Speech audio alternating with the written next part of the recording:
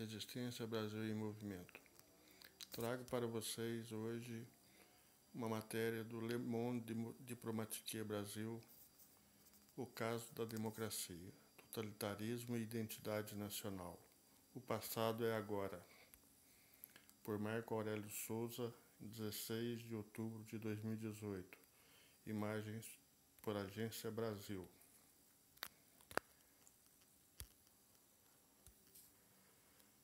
Já existe o desenvolvimento institucional de um movimento de ideário fascista na política brasileira.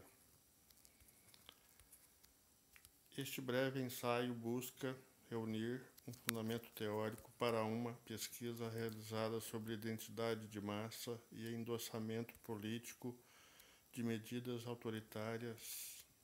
No texto serão identificados traços entre a eleição de 2018 e a fórmula de campanha adotada pelo candidato Jair Bolsonaro, com trejeitos do desenvolvimento de uma cultura totalitária no seio social. O marco teórico utilizado foi o estudo de Hannah Arendt sobre as origens do totalitarismo e autores contemporâneos que realizam correlações entre ideologias fascistas no desenvolvimento da democracia do século XX. A ideia, embasada pelas demonstrações da pesquisa empírica apresentada ao final, é que, independentemente do resultado das eleições, já existe o desenvolvimento institucional de um movimento de ideário fascista na política brasileira.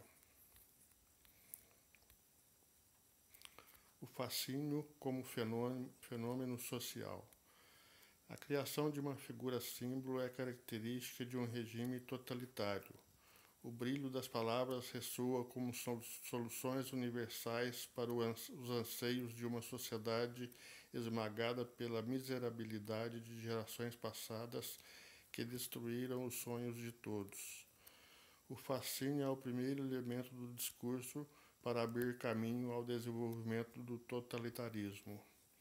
Esse fascínio precisa de uma grande movimentação corpórea para ganhar vida.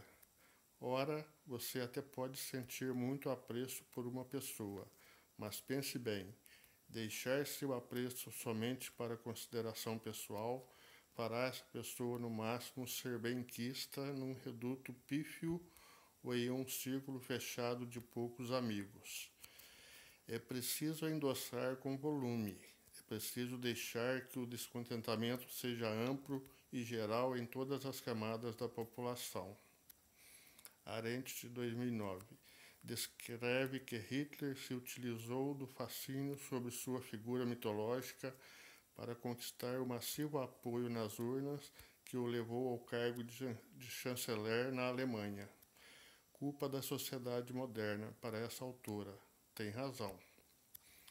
O fascínio consegue se sobrepor à racionalidade em face da inflexível ignorância do raso conhecimento sobre tudo que a grande maioria possui. Podemos ponderar se tal sociedade da informação, essa modernidade líquida, acentuou esse caráter, mas isto é foco de outro momento. Determino como certo o acaso da democracia diante do fenômeno social que atribui uma inabalável convicção de solução na figura de um único homem. A destruição do espaço público. Esta é uma metáfora interessante. Imagino que a primeira coisa que as pessoas devem ter em mente ao se depararem com a expressão destruição e espaço público deve ser a figura dos prédios do Congresso Nacional implodindo. A figura apresentada é interessante, porque fisicamente não há nenhuma destruição de fato, mas dos argumentos reais sobre política e sociedade, sim.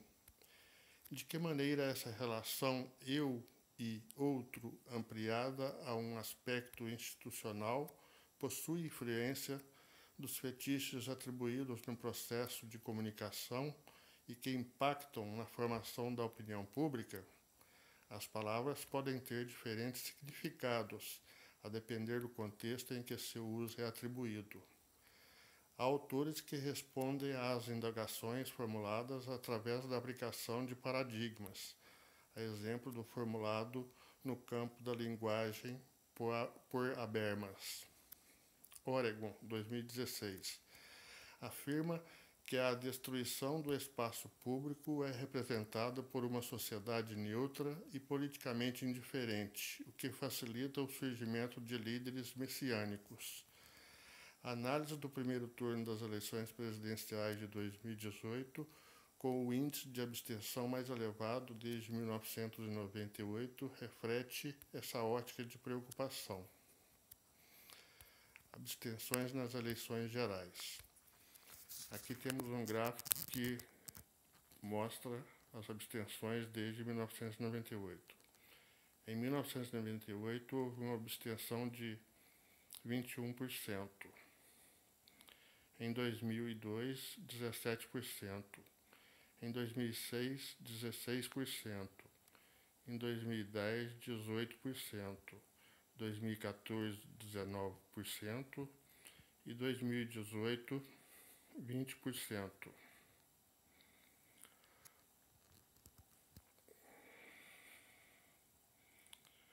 Fonte dos dados do Tribunal Superior Eleitoral. O mínimo observador social identifica que há uma convergência nas paixões políticas do que ainda resta de espaço público no país.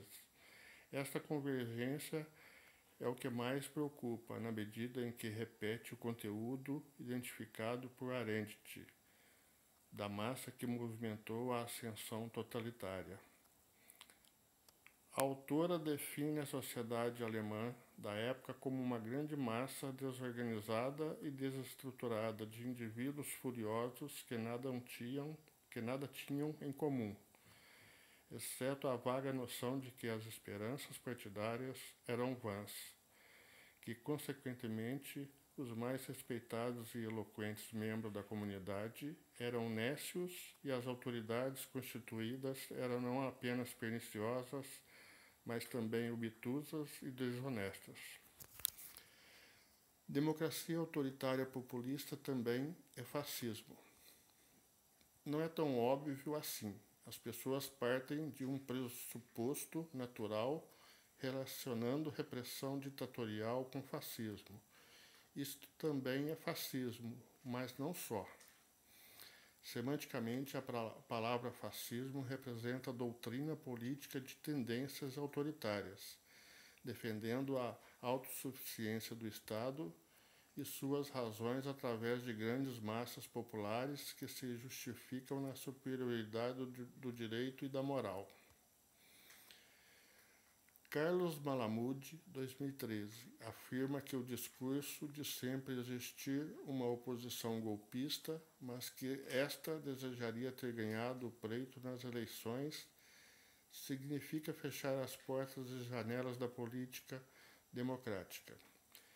Nesse sentido, não se faz menção somente ao cenário das eleições atuais.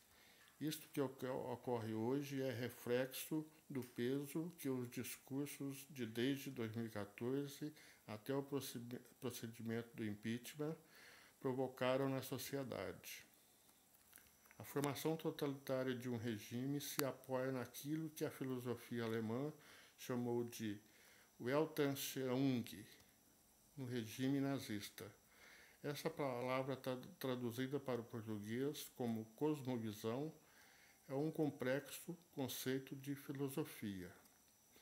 Primeiro, concepção global, de caráter intuitivo e pré-teórico, que o indivíduo ou uma comunidade formam de sua época, de seu mundo e da vida em geral.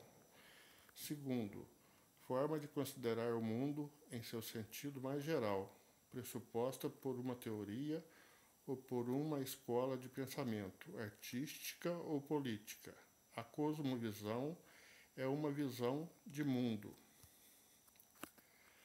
A liderança expõe através do fanatismo o culto a uma cosmovisão delimitada, o uso dos instrumentos de diálogo com a massa através da propaganda e da distorção da realidade cria na consciência das pessoas a visão de mundo ideal proposta pelo totalitarismo. É necessário que isso se torne uma crença intransigível no sujeito, porque é a partir desta visão de mundo enraizada que o futuro governante totalitário poderá legitimar-se através da democracia para realizar a construção arbitrária de medidas autoritárias. O pressuposto autoritarismo, diferentemente de uma ditadura militar, não é a priori. A propaganda e banalidade do mal. O utilitarismo é uma ferramenta consideravelmente utilizada em cenários totalitários. O totalitarismo se apropria de medidas utilitárias para sua propaganda. Cria-se frases vagas e com sentido aberto, podendo ser encaixadas em qualquer cenário de crise e abalo institucional. O veículo de interlocução da propaganda precisa ser legítimo, pois é a fonte que dará credibilidade para que aquilo seja aceito como realidade pela população. Arendt, de 2009, atribui o sucesso infalível da propaganda totalitária ao seu caráter profético. Para a autora, intenções políticas são substituídas por profecias no discurso. A campanha de um futuro regime totalitário se baseia eminentemente em proposições hipotéticas, considerando que as profecias não são baseadas em evidências conceituais. Existe uma formulação de um hipotético cenário daquilo que as pessoas temem como realidade próxima. O discurso, portanto, voltou-se no medo do retorno de um partido que foi correlacionado como a origem da banalização do mal na sociedade. É claro que as pessoas desejam mudanças. O discurso totalitário não é um discurso qualquer para ser apoiado. Existe uma construção longeva que desemboca no cenário perfeito para que se consolidem as técnicas de argumentação totalitárias. É por isso que a propaganda totalitária é adaptável para qualquer contingência. Retomando o conceito trazido anteriormente, Arendt estabelece que a propaganda totalitária não inventa seus temas. Ela busca a pauta diretamente na insatisfação da sociedade. O ideal do ministério é a chave do sucesso inicial. Conjecturas hipotéticas sempre são envolvidas por mistério, pois é impossível afirmar que aquilo será consequência de um determinado pressuposto. Não faltam exemplos sociais deste elemento no atual discurso político brasileiro, tal como a comparação esdrúxula entre a situação da Venezuela com o Brasil, ou a usurpação de valores da nação brasileira pelo marxismo e seus derivados. O presidenciável Jair Bolsonaro, após o resultado de sua vitória com 46% dos votos válidos no primeiro turno, caricatamente discursa com um tom arrependido e melancólico como muitos segmentos de nossa sociedade. Ainda que ele tenha ganhado força, o inimigo ainda está lá. Dessa forma, utiliza-se do discurso de união nacional, do fim da divisão do país e de qualquer tipo de ativismo. São identidades vagas, de junção de paixões e insatisfação que aproximam a técnica discursiva da campanha ao elementar totalitário. Identificação da aprovação social com ideias totalitárias. Finalmente, uma demonstração da realidade. Após o breve relato de técnicas de ascensão totalitária, a identidade, sociedade e extrema-direita pode ser apresentada pelo factual. Não é acaso o atual Congresso ser considerado o maior avanço da extrema-direita no cenário brasileiro. O flerte para o discurso rígido e autoritário de extrema-direita do resultado eleitoral já é manchete.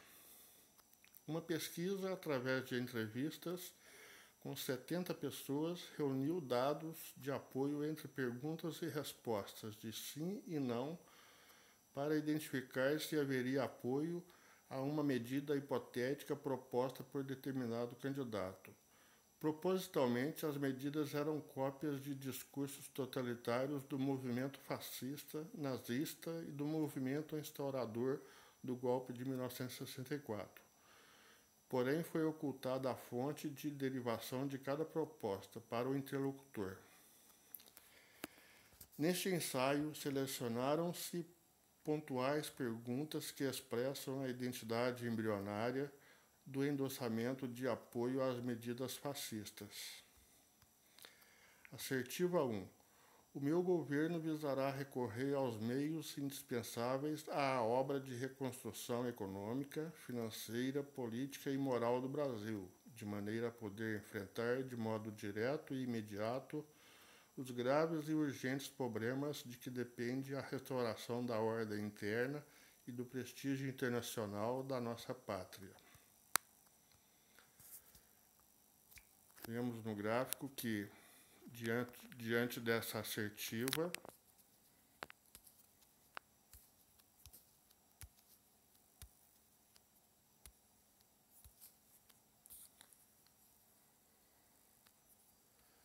sessenta e quatro vírgula sete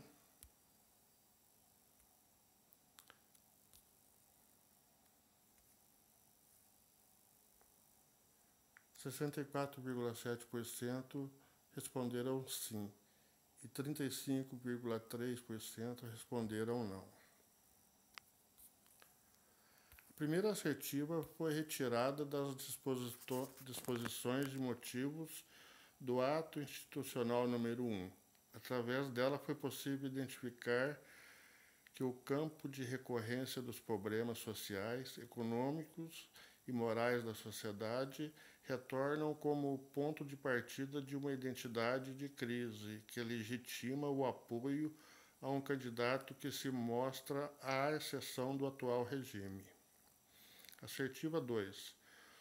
Um avanço vitorioso necessita de institucionalizar e se apressa pela sua institucionalização a limitar alguns poderes de que efetivamente dispõem as instituições no país. Hoje vivemos um desequilíbrio, um caos. Por isso, precisamos rever as distribuições de competências que nossa Constituição oferece aos governantes. Nessa assertiva, 56,7% responderam sim e 43,3% responderam não.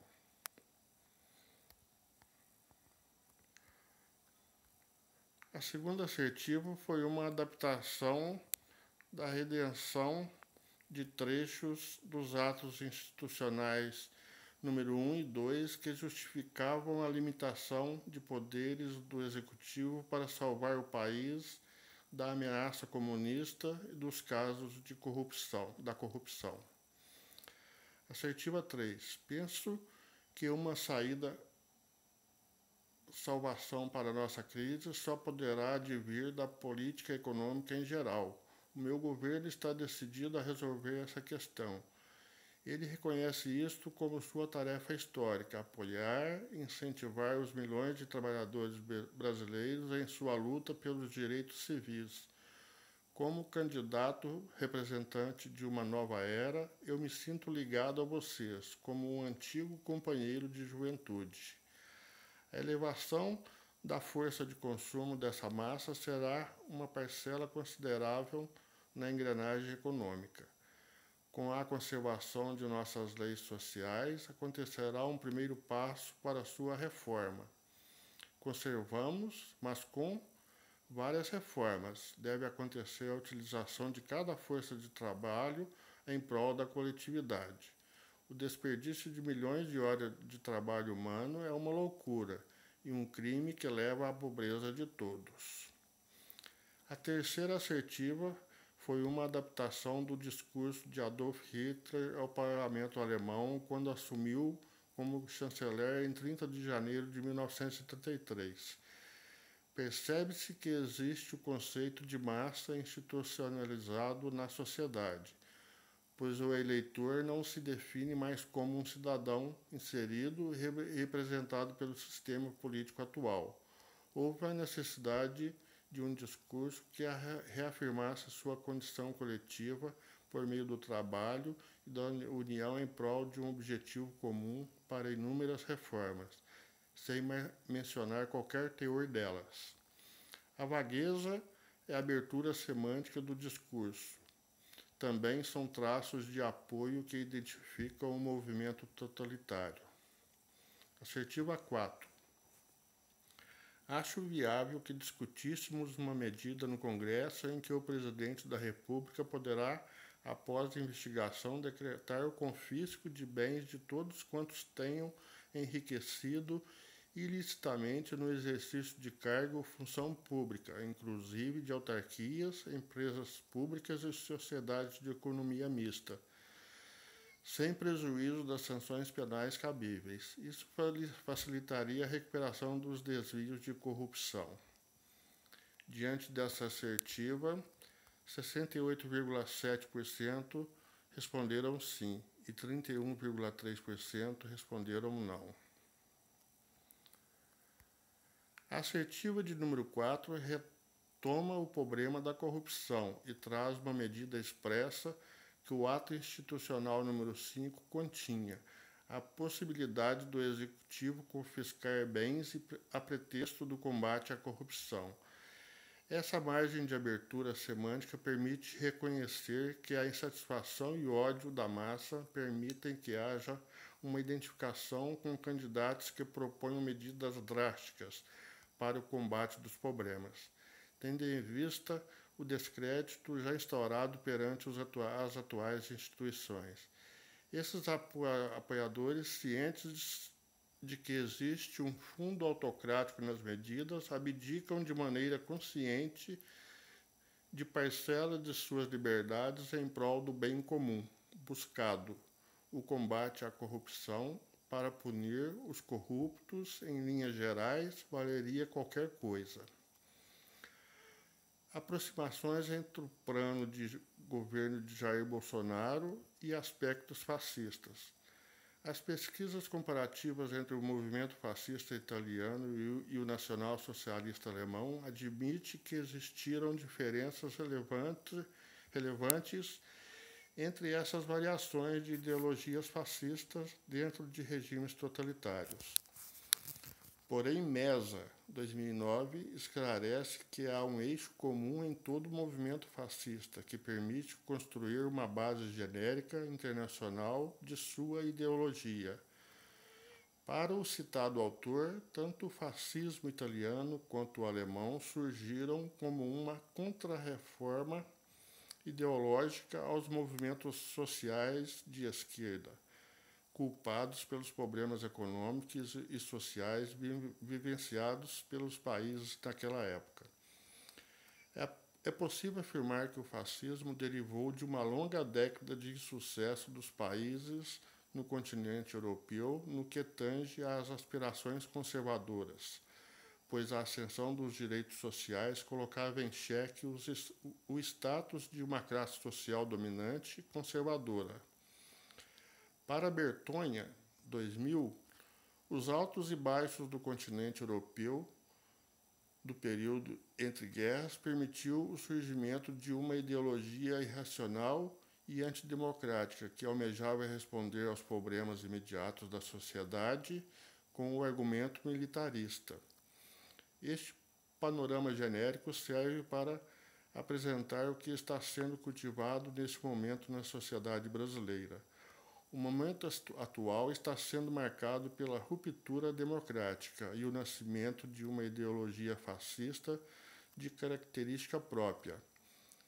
Atualmente, nesse estágio embrionário, o Brasil passa por um movimento protofascista, Mesa, 2009, atribui o termo protofascista aos países que tiveram movimentos coordenados da sociedade civil que defendiam bandeiras ultranacionalistas e de extrema direita, porém que não tiveram efetivamente um líder que canalizasse toda a força legitimadora do movimento, tais como França e Bélgica.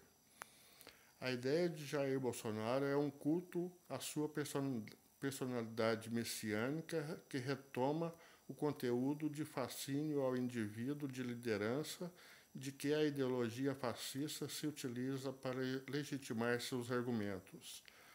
Analisando o plano de governo presidenciável, fica evidente o caráter de apego demagógico à defesa do patriotismo e da família para afastar os alvos problemáticos tomados como bode expiatório da tragédia brasileira, o marxismo cultural e suas derivações, a corrupção e a destruição dos valores da nação.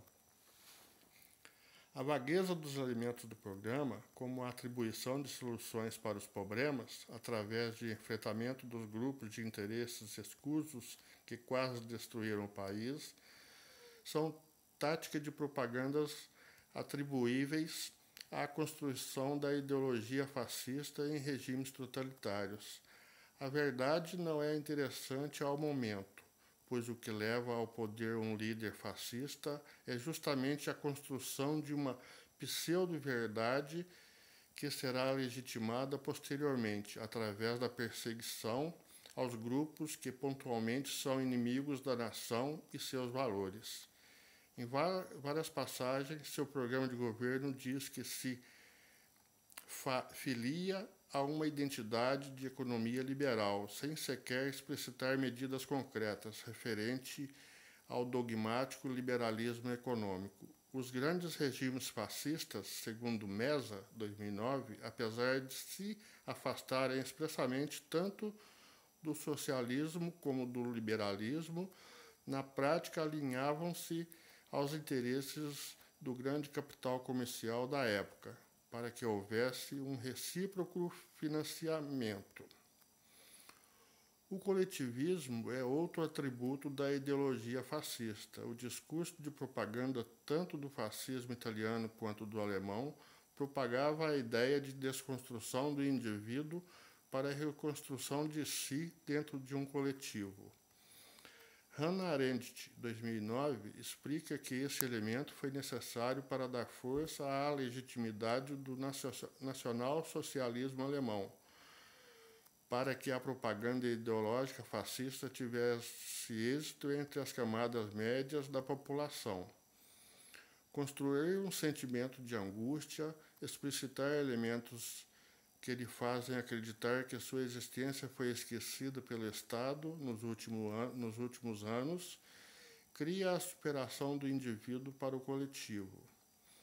Dentro do plano de governo de Bolsonaro, essa técnica é claramente identificada, inclusive com realce gráfico em caixas verdes as frases: apesar do momento difícil, é importante não esquecer que somos muito mais fortes que todos esses problemas. O governo vai confiar nos indivíduos, SIC. O governo recuará para que os cidadãos possam avançar. Ou, um dos maiores males atuais é a doutrinação. Apropriam-se das ideias debatidas anteriormente. Necessário ainda refletir em um paralelo de sua organização com a Carta de 25 Princípios Condutores do programa de Hitler. Exacerbado culto ao nacionalismo, culpar o estrangeiro pela problemática conjuntural das estruturas econômicas e a implacável perseguição à criminalidade e corrupção eram os vetores que salvariam a Alemanha da miséria imposta pelo colonialismo do século XIX e XX. Apresentam-se ipsis litteris pontos-chaves. Sexto, posicionamos-nos enfaticamente contra a corrupta prática parlamentar de preencher cargos seguindo meramente os interesses do partido, sem atenção às questões de caráter ou aptidão. Sétimo, exigimos que o Estado faça seu dever primário, prover condições de vida para os seus cidadãos. Se não for possível alimentar toda a população, os estrangeiros, não cidadãos, devem ser expulsos do Reich. 13º, exigimos a nacionalização de todos os negócios corporativos, consórcios de empresas. 18º, exigimos a perseguição implacável daqueles cujas atividades mostram-se prejudiciais ao bem comum, criminosos comuns, usuários, especuladores, etc. Devem ser punidos com a morte, independentemente de credo ou raça. 25º, a fim de implantar este programa por completo, exigimos a criação de um forte poder central para o Reich, a autoridade incondicional do Parlamento Político Central sobre todo o Reich e suas organizações, a formação de cooperativas baseadas em situação social e ocupacional, com o propósito de aplicar os diversos estados alemães à legislação geral aprovada pelo Reich. Demais comentários ainda poderiam ser feitos sobre suas propostas de governo, contudo, o objetivo deste título foi apresentar uma síntese do conteúdo que ideologicamente se aproxima de medidas expressamente fascistas e que já foram defendidas nos discursos históricos dos regimes do passado. Considerações finais. O breve ensaio estipulou apresentar pontos em comum do estudo do totalitarismo de Arendt com o cenário das eleições brasileiras. A função do discurso para construir o projeto de sociedade que conseguiu se instaurar na Alemanha adveio da insatisfação da sociedade, movimentada por meio do elemento de massa. O paradigma político era tido como insuficiente. Sua ruptura custou a construção de um Estado que criou dentro de seus próprios elementos jurídicos ferramentas para desconstruir a individualidade. Este fenômeno levou a um regime que deixa marcas insuperáveis até hoje nos seus países. Jair Bolsonaro não é um acontecimento isolado. Bolsonaro foi o produto das circunstâncias de apatia política, descrédito institucional e instauração da cultura do desrespeito e da banalização do mal na conjuntura de massas. O ideal fascista cresceu gradativamente ao longo dos últimos 10 anos na sociedade brasileira e parece que neste momento chegou para avançar cada vez mais. O texto lança bases para que pesquisadores das ciências sociais se debrucem com mais afinco neste momento histórico de nossa democracia. É bem provável que o movimento da sociedade, refletido no resultado das urnas das eleições gerais de 2018, faça o protofascismo atual se consolidar como fascismo. Há o segmento de uma ideologia fascista e particular do Brasil neste exato momento.